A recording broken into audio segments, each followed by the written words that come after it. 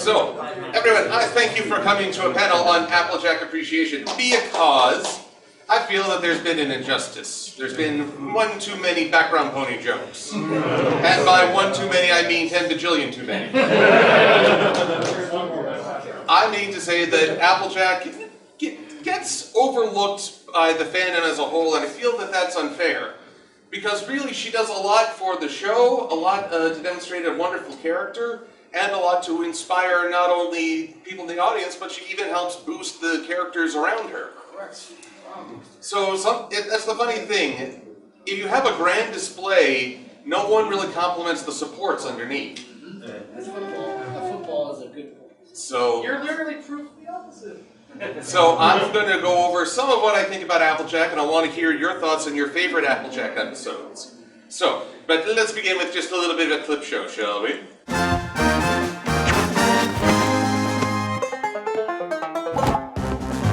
Yeah! Twilight!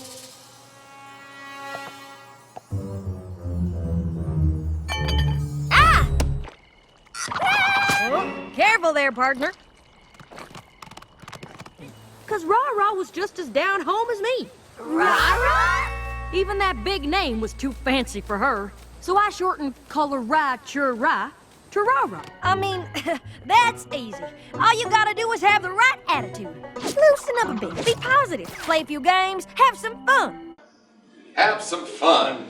And eat some apples. All the apples. Buy some apples. And apple accessories. And apple, and yeah, well, I guess that had an impact on me, didn't it? I took her a little too literally. But here's the thing, Applejack is a unique archetype to me, and yet the archetype itself is not meant to be all that unique. This is the every mare. But the idea here is a character who is content with their life, who is solid and grounded. Not looking to put anyone else down, not looking for higher aspirations because they're happy with where they are. Some would call it unremarkable, but it's really grounded, focused, and open to all. Excuse me, open to all. Now you saw in all those clips, Applejack easily ready to answer the call. Gotta go face a dragon? She will put on incredibly heavy saddlebags, so that even Big Macintosh struggles and she'll just go for it. She knows the Princess of Equestria's students so well that just tap an inkwell and you can get her out of her study reverie. And yet she's also so down to earth that she remembers a megastar as a kid and just calls her Rah-Rah. And even when the Princess of the Night is coming before her, saying, I need some help from thou, obey me! Look how readily Applejack is able to approach her. One of the traits of the every man, every mare, every woman, any suffix you want to put on, they don't invest a lot in titles. You are another pony, person, equal, peer, and as a result, they will treat you with that respect. The title is just a fanciful name. In this way, they can seem unremarkable, but they are able to connect with others on an incredibly fundamental level. And as a result, they're easily approachable and one of the best characters to go to if you need to plan a social event to help someone who's struggling. When you want basically to draw people out of their shell. And it's a very important, powerful role that is often diminished. Consider that, some everymen. Mr. Smith Goes to Washington. Who remembers that old black and white classic? The fact that I'm only seeing like 5 hands makes me very old and sad, thank you, but I still feel bad. I learned all because of him. It's Jimmy Stewart, watch it. It's Jimmy Stewart. It's really good. It is, a man of humble origins goes to Washington and actually not impressed by their titles or political power, he starts speaking the truth to power, which is something I think Applejack can do. And with a face like that, how could you say no? I tell you, you flash that face at anyone, they'd be like, oh, I'm suddenly hungry. Your eyes are apples. Oh, sure, you. Can I be your lawyer? That's a good Now, Harry Potter was something of an everyman at first. I mean, you got the whole chosen one, destiny, all that stuff, but he was living a normal kid life. And think about any teen hero. How often are they wealthy, easygoing or higher status than the average person? Oh, I heard a name, but I couldn't quite make it out. Okay, anime is a whole other thing. Anime, I'm talking Western young adult media. Because go for anime, they're chosen one and perfect pretty much right out of the gate. Don't get me wrong, I love me some shonen stories, but there's very rarely just the average person involved. I wonder, I should look into the cultural aspects of that.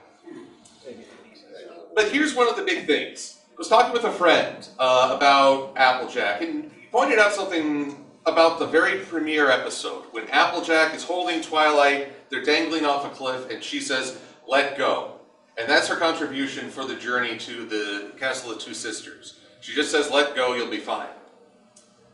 That's compared to fending off a manticore, overcoming illusions, overcoming fear, and taming a sea serpent.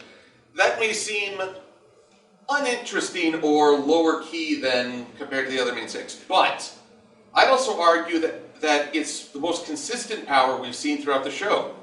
Like so. I said like so. That's not how we do around here, Twilight. Actually, this is not.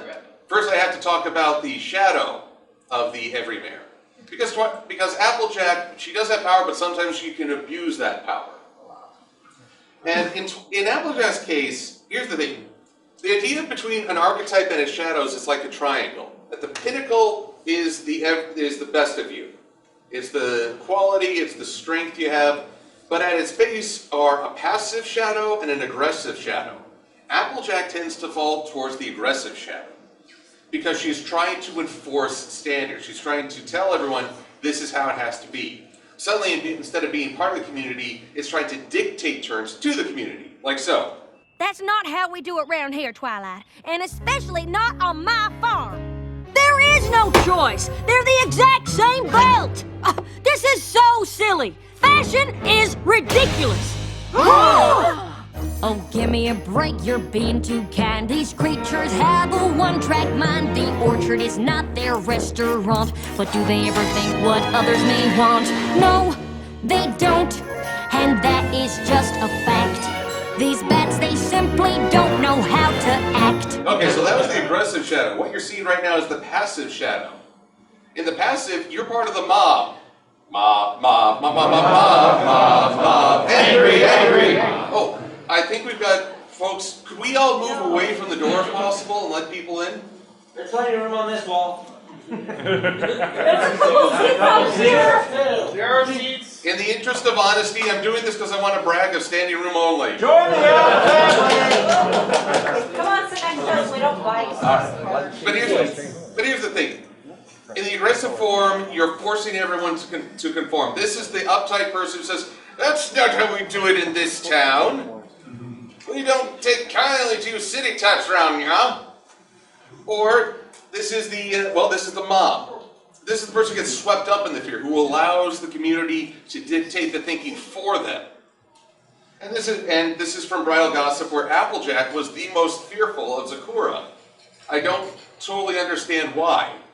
But basically, she was just scared for the sake of being scared. And that demonstrates the weakness. Now, Applejack doesn't usually let the group decide things for her. She's the one who, either calls them to action, or in the more aggressive form is trying to decide everything for them. Both are shadow aspects, one passive, one aggressive. And unfortunately, every character casts a shadow.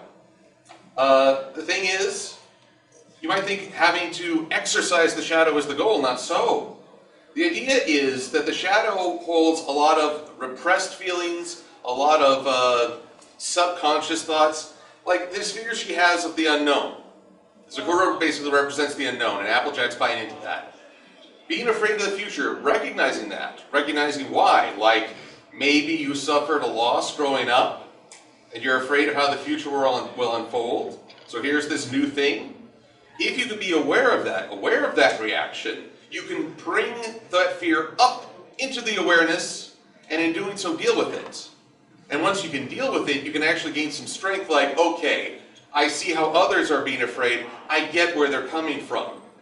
I can talk with them. It's different than just wagging your finger and saying, don't be like that. Or let's say aggressive. You're dictating terms. You realize, oh, hey, maybe I'm overcompensating again, fear of the future, fear of the unknown, and dictating how the town should behave is a way of combating that fear. Again, you can draw things up into the awareness, and in doing so, you can tap into the power that says, hey, I will speak out, not to dictate terms to everyone, but to say what I think others need to hear. To not control how they think, but to get them thinking. So that's why the shadow is an important role. Now, if I haven't screwed up my order slide. I'll need this if I'm gonna take her around the mountain another way. Around the mountain? That's gonna take them forever.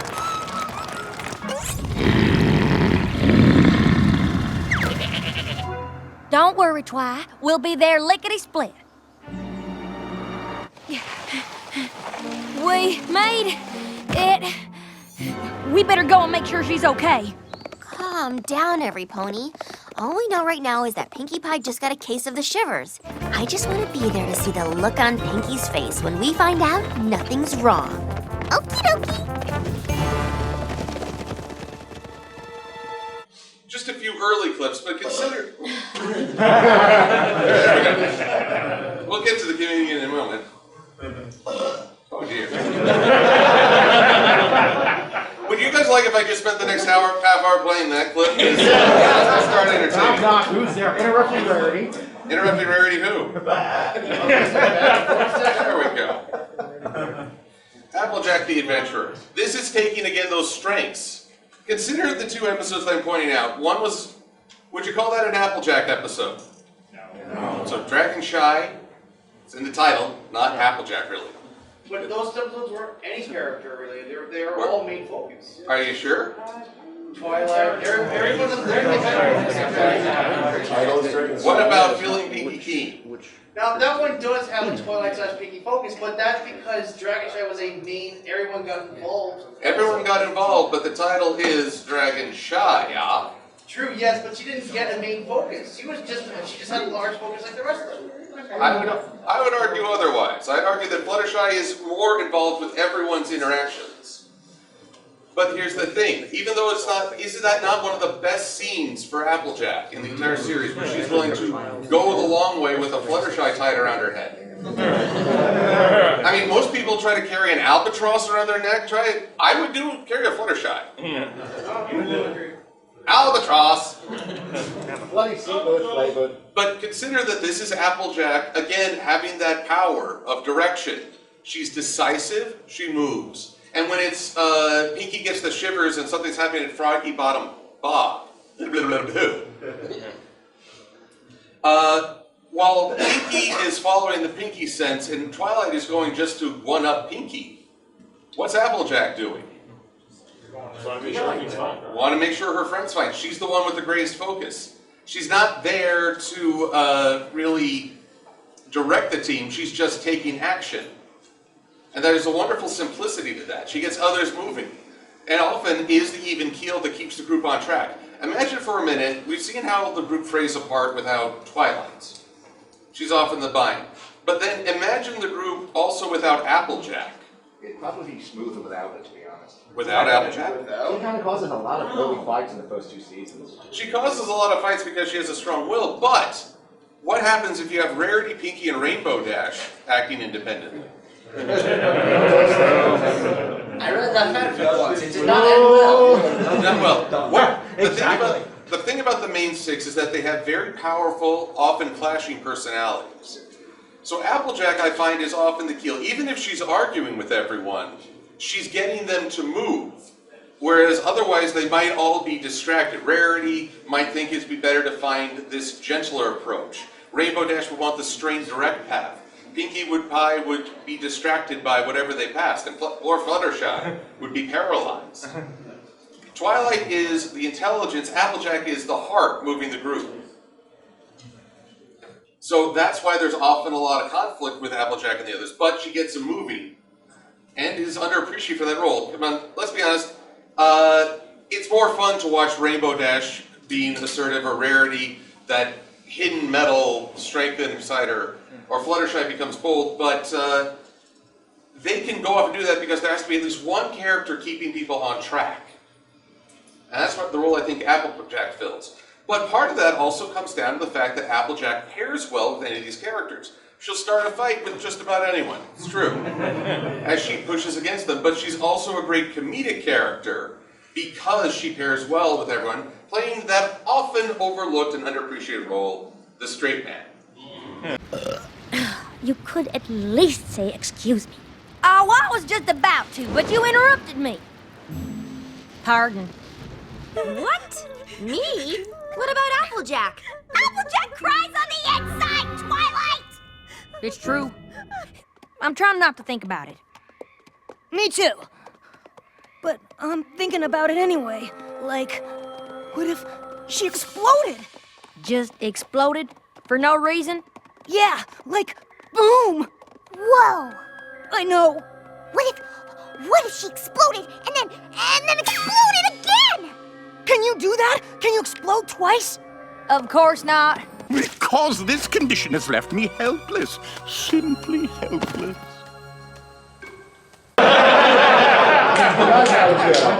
I love that eyebrow raise. Dwayne Johnson is the only person with more epic eyebrows. Fascinating. This I declare. Now, going back to your point, she does argue with a lot of others, but considering what we just saw with Pinky and Spike, they stopped to have that discussion, the wild speculation. And it's only when Applejack is like, of course not, and keeps going, that the group resumes motion. Other times she kind of causes them to drag to a stop to have that fight, though. But then she gets them moving again. They'd still be having that argument. To this day. And they didn't stop until Pinky and Spike got into it. So, here's the thing. But what is the straight man? You have someone eccentric and over the top, and honestly, all these characters are fun to watch, but how do you get them to look more eccentric and fun if they don't have someone to play off? One of my favorite jokes in season 1 was the bunny stampede. And Rose, Lilac Lily, and Daisy Heart? Yeah. And they're all going, the horror, the horror! Isn't it only funny until until Twilight is like, I don't get it. That's the straight man role, the reaction that kind of speaks for the audience. And here's Applejack giving this look like, can you believe what I've got to work with? Because more often than not, she provides our reaction to others' eccentricity. It's almost like a signal flare that's okay to laugh. There's this release of tension. And that's part of what I enjoy about Applejack. But let's be honest, in a silly duo like Abbott and Costello, who do you remember in like the Who's on First joke? Costello. Yeah. The angry guy, that's right. Because basically, that's the powerful reaction. That's what stands out. But he's just a guy screaming unless there's someone prompting and reacting to that anger. That's the straight man. That's Applejack. That is the burden she must bear. The task she must follow. Ahem. I didn't learn anything. I was right all along. Once again, you're thinking about yourself. Being sisters is a give and take. You've been doing a whole lot of taking, but you haven't been doing a whole lot of giving. But of course I give. I give lessons, reasonable demands. But you never give in. You can do it, princess!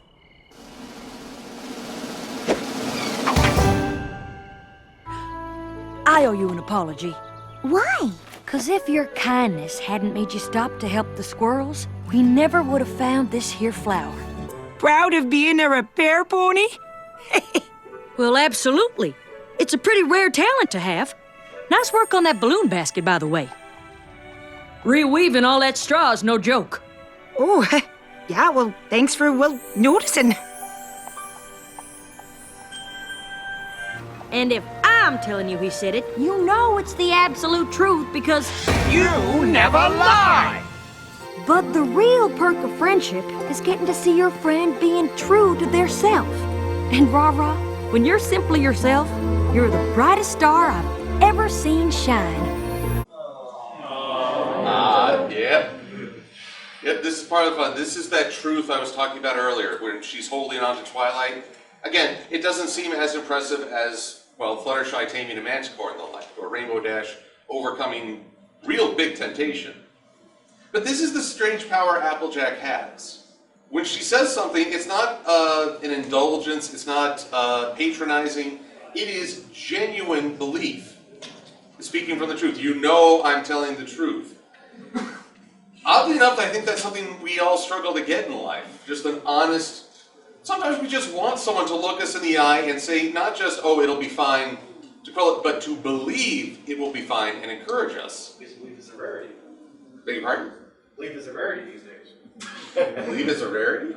Yeah, belief, as in believing something is rare these days. Oh, okay. Not the character rarity. Okay, yeah, okay. Like we were saying, okay. Okay, belief, it can be in very short supply. So having someone be able to speak with that conviction is an amazing power in itself. Now, let's run through this. She is able to admit her faults and encourage her friends. How often does Fluttershy need some genuine acknowledgement? Let her know she's doing well. There you go. That encouragement. It's funny, once upon a time, I didn't think Applejack and Fluttershy could work well as a duo. The latter seasons proved me wrong. But you remember that Bats song, where she was in conflict with Fluttershy and kind of dictating terms to the group. That's why I feared it. But her ability to speak truth and reinforce also pairs well with Fluttershy. Princess Luna doubting herself. Who's the only pony shouting encouragement to her? Twilight is there in presence, but Applejack's the one speaking with conviction. After she cowered before her. Everyone cowers before her. But Applejack's the one to get over it the fastest. She'll respect, oh, I need to bow, whoa. But as soon as Twilight says what needs to be done, title vanishes, fear vanishes. There we go. Okay. So, and then Countess Coloratura. The Countess is gone. We need Rah-Rah back. And Applejack's the one who can say that to her with conviction. She's still trying to be what Sven Gallop invented. Now she gets to be herself. And Applejack calls out to her. There's a philosophy out there. It's more recent entry into the public sphere. That's best translated as, I am because you are.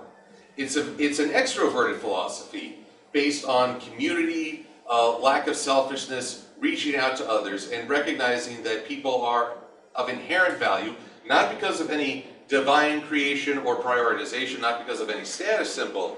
It is simply recognizing the humanity in one another. I think Applejack embodies that.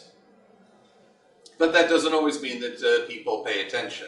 Have you ever heard of Applejack? The most honest pony there is? Sure have. I know it doesn't make much sense, but those of us who've been in Ponyville a while have learned over time that if Pinky's a-twitching, you better listen. Oh, well, she was just bringing in some supplies. Yep, supplies for the renovation. Fixing up the whole thing, top to bottom. Lots of construction going on in there right now.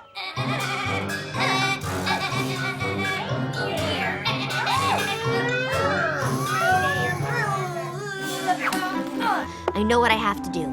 Be honest with Celestia and give the lead role to some pony else? Not a chance.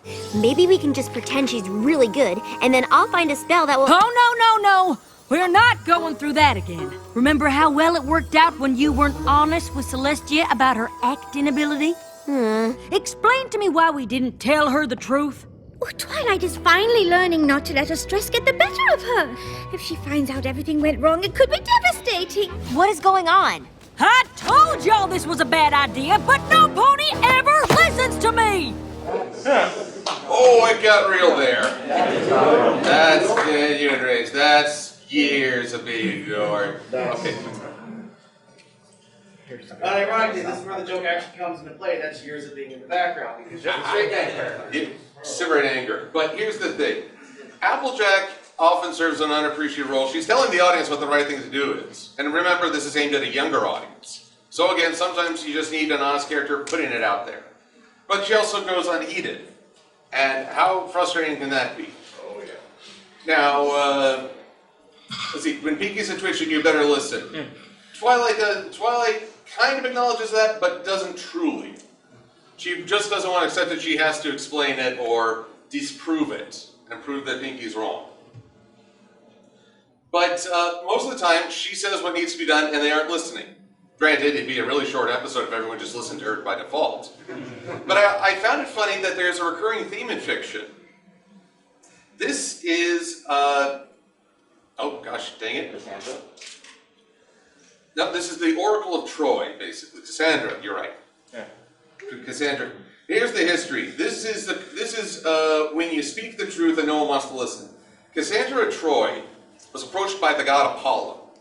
And he said, I will give you the gift of prophecy if, well, you're a lady and I'm a Roman god. You do the math.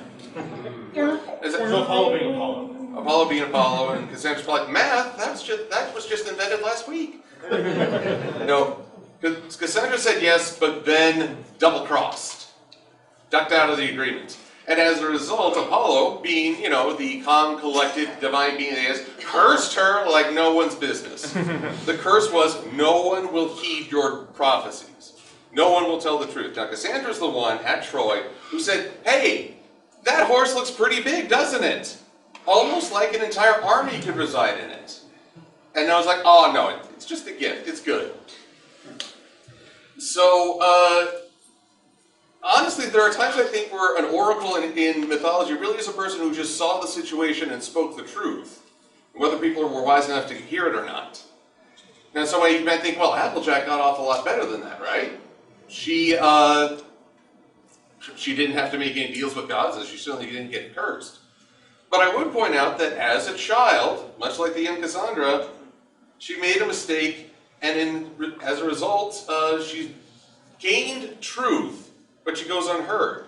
It's not a one-to-one comparison, but there is a parallel idea going through here. In the Apple Lies, we learned Applejack, she understands the value of truth and the treachery of lies, but even from that, not everyone heeds that wisdom. So I see a little bit of a parallel there. And being unheard, it's actually a term now. You're being Cassandra. We verbed it. You're saying the truth, but people don't want to listen. What's the phrase that Discord said? The truth is hard, but lies are easier to take? Lies are easier to take. And sometimes sometimes they don't even want to believe a lie. They just don't want to listen. And then there's Applejack the competitive. This often happens with just Rainbow Dash, I think. Yeah. I mean, with the Flim Flam brothers, it was Granny who actually got more competitive with them. Yeah. And, let's see, I'm trying to think. Oh, Applejack's stubbornness with Rarity does lead to conflict. But in terms of out-and-out competition, with Rainbow Dash in Fall Weather Friends, or Buckball Season, I think it was Buckball Season? No, you think of non-compete clause. That's something else. But when they recruit Fluttershy and Pinky to their team, they're so focused on the competition, they're giving it their all, that they don't realize what they're demanding of their friends. And it's unfortunate that we never got to see an episode where Applejack and Rainbow's competition brought out the best in them. That they both competed fairly, but with passion, with drive, to be the best, like no one ever was. We never really got to see a positive competition from them, and I think that's a lost opportunity. Because there is something direct and pure about, I want to reach this goal, this other person wants the same, we're going to push ourselves and in turn each other to reach that height. You didn't get to see that. I worry we're afraid now to show healthy competition, to celebrate healthy competition. We're not afraid of it. Well, we're not afraid of it. Well, it depends. It's just people in this room. We'll see. I'll race you to find out. the industry is afraid of it. Yes. So I don't have a lot to say about Applejack being competitive. Any episode where she gets into competitive spirit, we're definitely not seeing her at her best. And if we see her aggressive, it's good when she owns up to it and lets go. Not a perfect character, certainly. But I'm still left with the question of what is a perfect Applejack episode? I mean, non-compete clause, that was one of the worst episodes of the series. Yes. I mean, that was even worse for the School of Friendship. I don't know, it definitely competes with Princess Mike. Oh, there's always room. No, wait, no, I'm thinking of the Spike at your service. the games one, the Equestrian. Equestrian games?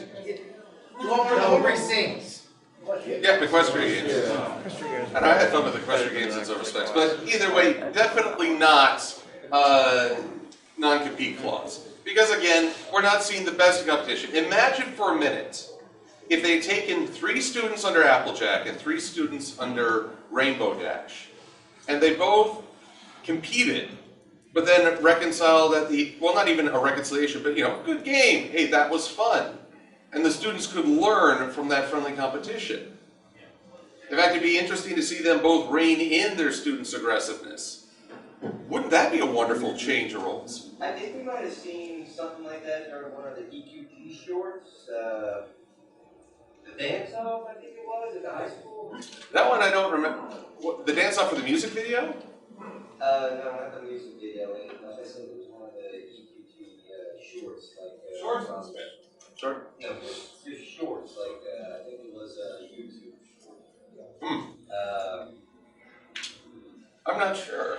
I'm going to have to search my memory banks on that one. It was Applejack and Applejack versus Rainbow Dash Studios with their dance competition. Rainbow Dash and Applejack started getting... The one where they're dancing around, but they both lose to their younger sisters. Yep, exactly. Okay, but in that case, they really were showing their best dances against one another. But ultimately, again, their competitive spirit got too competitive, and they ended up losing out. I'm wondering if there could be a winner or loser, and everyone just has fun in the end. I see what you're talking about. Okay. So, but let's see here.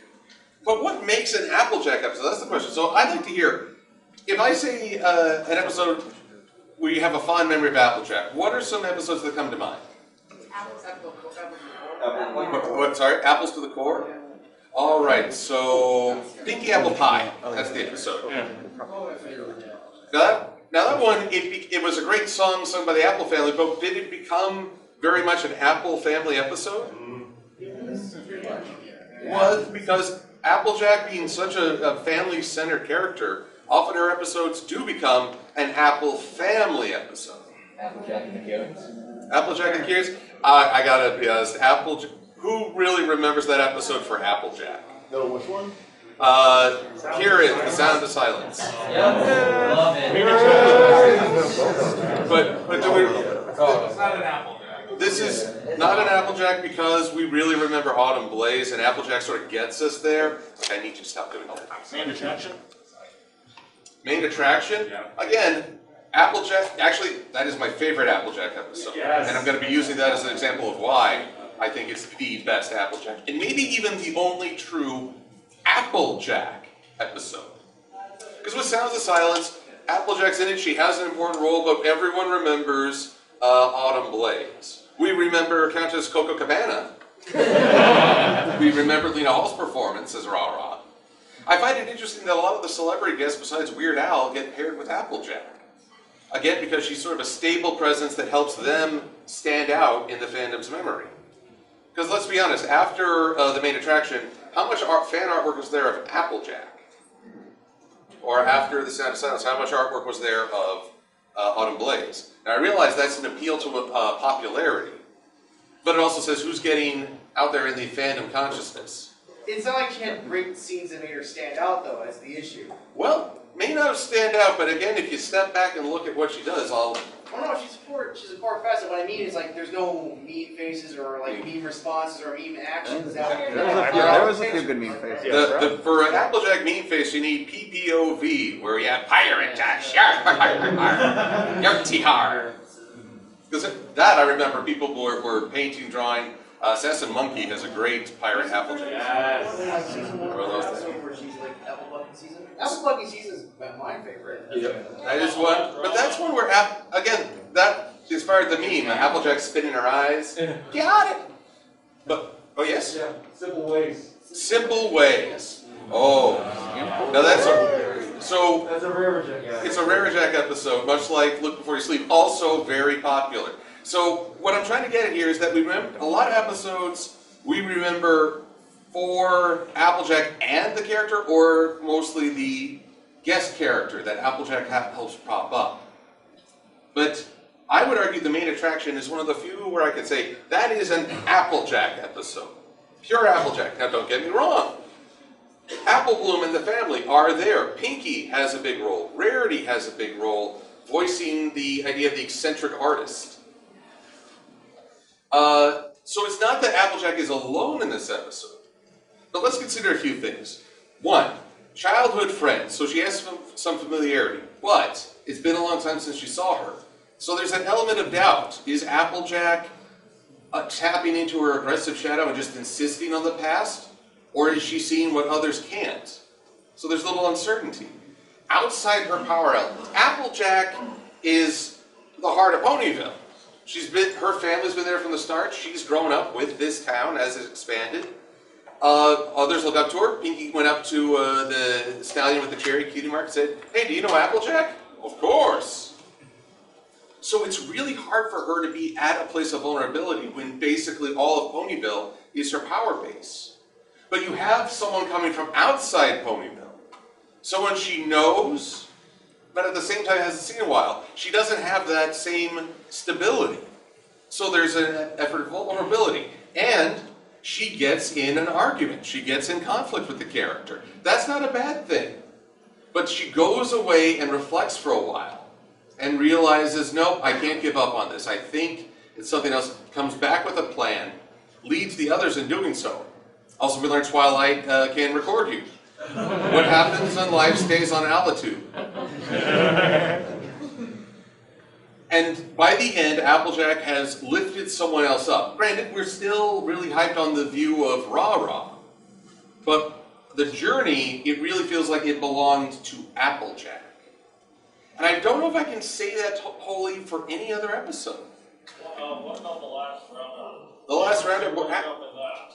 she was missing for like more than half the episode, I think. She's the mystery for the main six to overcome, not the one going on the journey. If we had followed Applejack from Ponyville to the competition, saw her lose and wonder about things, that I think would be a very different journey and a different presentation of Applejack. As it was, we mostly saw that she was able to endanger lives. She would also make a fantastic lawyer. We've also seen what happens when Pinky gets pissed off. Oh, wow. You break a Pinky promise, Pinkie Pie breaks you. Well, she technically did break her promise. Well, she technically did. Well, she broke one. No, she technically did. But she'd make a great lawyer. Also, with Pinky and Applejack, that scene in Party of One, where it's like there's a lot of construction here, a lot of renovations. Was that a lie? No. Was it? You think it was a lie? They're renovating. They're renovating the barn for the party. Oh, I'd argue it is. Renovation means to effect changes. Well, yeah, but the party is a change. That's the entire thing, and they're changing it from top to bottom. Look what they did. That's So, wait a minute. Did we just go all Mudbriar in here? You know what? I think this is important. We need to be. In a way, in the simplest sense, it could have been renovation definition. We will stick to the archetype. What kind of cop-out is that? That doesn't tell me anything. Wait. I thought you couldn't use the word itself in the definition. Well, to restore a former better state as by cleaning, repairing, or rebuilding. To restore to life vigor or activity. It's a party. Well, again, we're going with a loose definition. Although we're going a heck of a lot better than what I got on that first look. What the heck? You could say it's more of a live mission. Now we do the You could say it's more of a live omission. Live omission. Well, live by omission is still a lie. There is that argument. A lie of omission is a lie. That's why it's called live omission. But, well, a half-truth has some truth in it. Actually, there's this great line from Babylon 5. Always base a lie on a truth. So it's easier to say. Easier to swallow. Also, Garrick. So, all the lies were supposed to be truth? Especially the lies. Oh god, and any Destiny 2 players out there? Wow. Kind of. Big thing for the next expansion. Oh, what is truth? Applejack, be rolling up her hooves. Oh, I'll tell you. And also that movie Sunset with Bruce Willis and James Garner, and that's the way it really happened. Give or take a lie or two. But here's the thing. So, what I want to argue is that Applejack, she makes a fantastic Dorothy. Yeah, Dorothy in with the Mad. No, not that's the Wizard of Oz. Alice in Wonderland. She's a great Alice. She's the normal. Throw her into the bizarre. But you really got to make it bizarre. You got to make the audience feel like what is going on here, so that we can empathize with Applejack. I played a clip from Honest Apple, which I would argue is her worst episode. I mean, not only is she voicing her view, she's basically denouncing an entire branch of culture just because she doesn't get it. Again, that's the shadow at play. That's her saying, this has no value because I don't like it. And as a result, she even destroys someone's work. How terrible is that? You lose any sympathy for Applejack, and the biggest things that set her off are pre-torn jeans and two nearly identical, well to us identical, belts. That's it. Who feels put off by that? To be fair, You feel a little put off? Is it the jeans or the belts? The fact it was something that was functional and then destroyed on purpose. Functional, destroyed on purpose. I'll tell you true. Getting ready to travel, I was in a Walmart, and there was this young person who had all of this and all of this cut away, and I thought I was just used to a couple slashes around the knee of the thing. I was like, wow. Pay extra for less clothing? Hey, I see you like less clothing. Why don't you just wear shorts? I mean, it drives me a little nuts, but that's not as weird as you can get at a fashion show. If anyone has seen some of the weirder outfits at a fashion show, that is not about practicality. Very often at a fashion show, it's more about showing the artist's creativity. So that can be way more off-putting than just torn jeans. I'm saying that Applejack needs to be a situation where it is truly bonkers, where the rules are so different that the average Joe is lost. In this way, she could be an Alice at the Mad Hatter's Tea Party, and we recognize how utterly bizarre it is. And we kind of empathize with Applejack, she becomes our voice. And we're experiencing with her. But then, you need to see her find that link. As she did in Honest Apple, she recognizes hard work. Game recognizes game. But she needs to find that and then learn to work within these new rules. Move beyond her power base into the unfamiliar unknown. They didn't do that a lot in the series. Applejack usually stayed at home in the familiar. I did appreciate Made in Manhattan, which brought up this vulnerability. Where she was like, oh, I don't know if I'm cut out for this city. But then, again, I will say I think she had a more prominent showing than Rarity in that one. But we also had Coco and Surrey. Oh, well, no, that's Rarity Takes Manhattan. Oh. Made in Manhattan is the map mission to Manhattan. Spoonhands. Spoonhands. Oh no, that's another one. That's another one. So Rarity has a lot of Manhattan adventures, doesn't she? Yes. She was made for it, but Applejack really only has the one big one.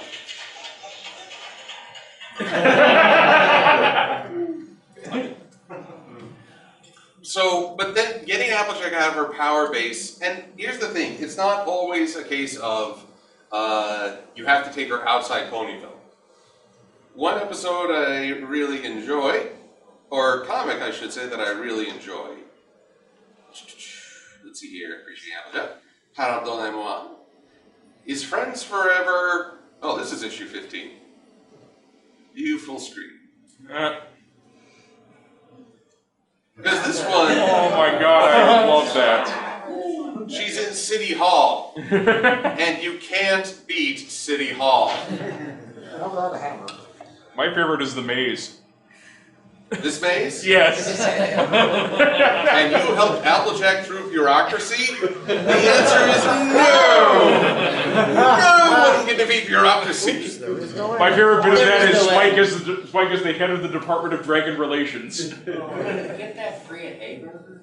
Well, Pinky did that one time. But this green background in the corner. Fill out these 10 billion forms. Go to this office between the hours of 10 and 3 or on an odd number day of the month. Don't forget to change your referral number if there's 10 chickens in a tree. Sounds about right. Do you all feel a little empathy with Applejack for trying to make sense of all this? It's the curse of bureaucracy. The curse of bureaucracy exemplified by a pony who's usually in her element. But here, even in Ponyville, there are things that can put her off. And this is so extreme. This is so boggling and exaggerated in presentation, maybe. I mean, I'm pretty sure that stack of papers needs to be filled in triplicate.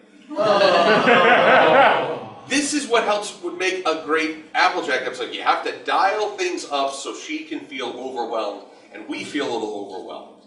And then you see her triumph. I don't feel we got a lot of that in the series. Now, that's because very often Applejack is overshadowed by a peer, by her friends, not because they're better characters, but because she helps provide an environment where those characters can shine. And that is why I appreciate Applejack. So, and let's be honest, if she's frustrated now, try dealing with the Vogons. Oh, the Vogons. Well, Honestly, the perfect example of an episode you would talk about was, for example, if Discord needed Applejack's help for something in the Chaos realm. A literal Alice in Wonderland moment. Wouldn't that be something? Applejack has to go through chaos. Unfortunately, it's not something I expect the writing team to actually do, though. Well, they literally can't. Yeah. I was never an Applejack in Discord episode. Well, truthfully, we'll always be able to come up with the staff could have. But here's my thing. My goal here is not for all of you to come away saying, oh, what those writers failed to do. It's that what can you do with a character like Applejack? Be what the writers weren't, because they said they don't like Applejack. Well, now that's putting the writers down to make yourself feel good, which is actually not what Applejack. Okay, sir. That's putting others down to make yourself feel good. This is to say you got a character. They might not be the most standout or eccentric, but look at what they can be to help other characters stand out. And there's great value in that. Now, the writers, we can always say what they could have done. We can always hope that they'll carry an idea forward to another series. Oh, but they actually like Applejack. Again. So, but mostly, always, I want to make this clear. If you're ever watching like reviewers who are just saying, "Oh, this show sucks," what were they thinking? That I don't think that holds much value. I think it's better to say what didn't work. Yeah. How can we learn from what didn't work? And that is where you find the real value in talking about characters and offering reviews. Now, with that in mind, I'd like to ask, okay, I asked for Applejack-centrics, but I'd like to hear what people's favorite Applejack episodes, even if it's like with Autumn Blaze or Countess Coco Kabuka. Trying to hear, what's your favorite? I really liked her in Sound of Silence. I mean, yeah, Autumn Blaze is awesome, but she was really good in that episode. But the one Applejack moment I really loved, and I don't know why, it's the one you started with. Apples in her eyes, and the apples are falling in Oh, half. that's Not a great episode, but I love that moment. Okay, it's pure, isn't it? Yeah, that's pure. The one I love, and I know it's not a focus of her, is Applebook season. Mainly because of the whole moral of it, which is basically, yeah, sometimes you have to ask for help, and I think it's something that's not really said a lot these days. Yes. That we also get, how do you like them apples? How do you like them apples? I love the room is quoting along. It's fantastic. Alright, so obviously I do like Sound of Silence.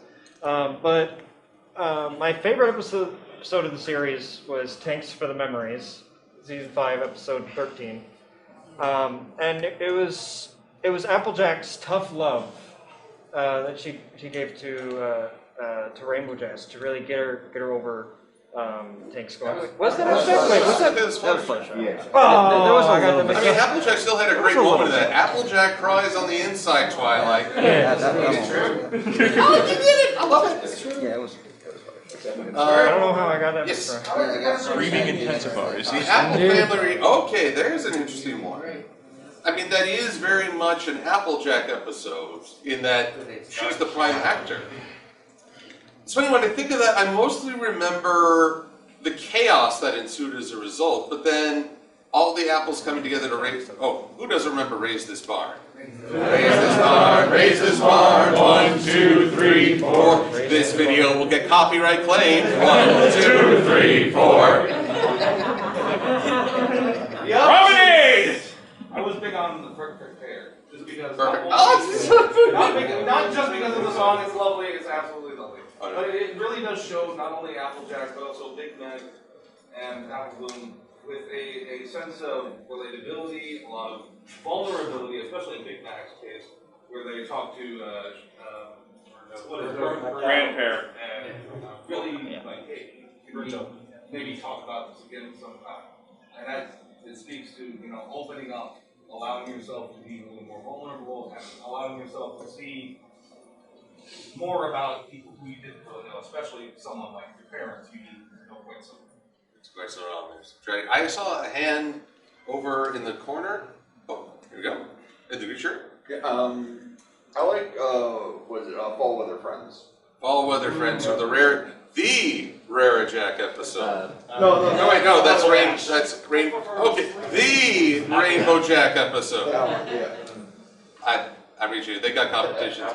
Yeah. So, like I said, it's funny on its own. It's great. It's just that later on, when we see Rainbow and Applejack butt heads again down the road, like a non-compete clause, it's like, okay, I enjoyed Fall Weather Friends. I need something a little different over here. Yeah. But you're right. On its own, it's a really fun, enjoyable episode. I actually like how Applejack thinks at first that everybody else cheated on the first time, but then realized it was probably an accident. And then as the second time it's on purpose that she lets loose. Lets loose, and then it's full-out brawl. Yeah. So with actual cartoon physics, which is hilarious. Cartoon logic. So I mentioned Simple Ways earlier, and I just felt it was such a flex of Applejack's potential to be a multifaceted character. And she knows her friends well enough how to really get to them, like how she showed up as Apple Jewel. She did. How could you forget that? But also, it kind of ties into her past too, because she wanted to be a big city girl. She went to Manhattan and lived with her aunt and uncle, the Oranges. Aunt and Uncle Orange. She was about that life for a time, and then she came back to the farm, but she still kept a little bit of that in. Exactly. She loved continuity. Ooh, it's gone. But, yes. Yeah, I would put out a word for the Poison Joke episode because it was so wonderful to see Applejack overcoming and working through being Appletini. Appletini. Now, I bet she was hard to root for at the beginning of the episode as she's letting the group fear infect her. But once she was in a state of being physically the under pony, she's literally the little one. I don't think to be rude, but isn't like a large part of Applejack's portion like she's had bouts of superstition, and at the same time since Sakura was bathed in such superstition because of all the strange tales, like she eats ponies, or she digs at the ground uncontrollably. That's why Applejack likely fell into it with logic. No, pony, no. I'm not totally sure because you have Spike in Feeling Pinky and asking, can you explode twice?